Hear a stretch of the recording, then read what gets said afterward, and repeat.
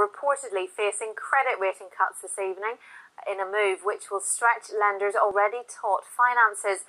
Royal Bank of Scotland, Lloyds Banking Group and Barclays are all in line for a downgrade by the ratings agency Moody's over fears the Eurozone crisis threatens their stability. Well, Chris Skinner is from Balatro. Chris, what are you expecting this evening? What are you expecting to hear from Moody's? Well, we're expecting to hear that Moody's is downgrading many of the leading banks of the world, including some of the UK banks, by 1 or 2 notches, so from AAA rating to maybe AA+.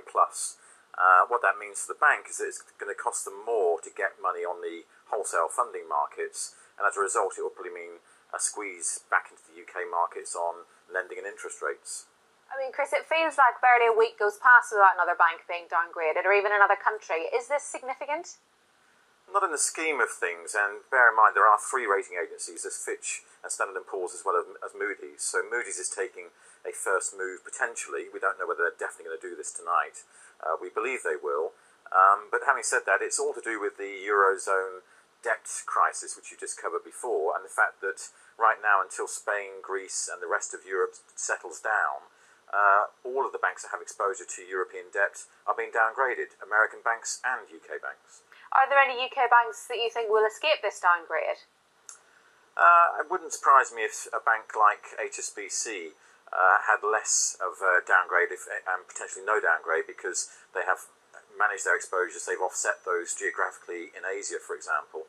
Barclays may be the same, but certainly RBS is one that I would see potentially being downgraded because they have major exposure to Ireland in particular.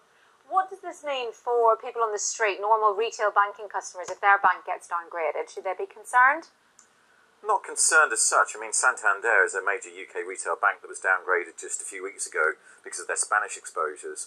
It doesn't actually affect the bank's operations, and equally, if you have savings with the bank, you still have the full protection under the financial compensation scheme that's offered through the UK regulators. So, as such, it makes absolutely no difference, except that it costs the bank more to get money, and therefore, if it costs the banks more to get money, it'll cost us more to borrow or to find credit. Okay, Chris Skinner from Balatro, thank you very much for your time this evening. Retail sales bounced back in May after a disappointing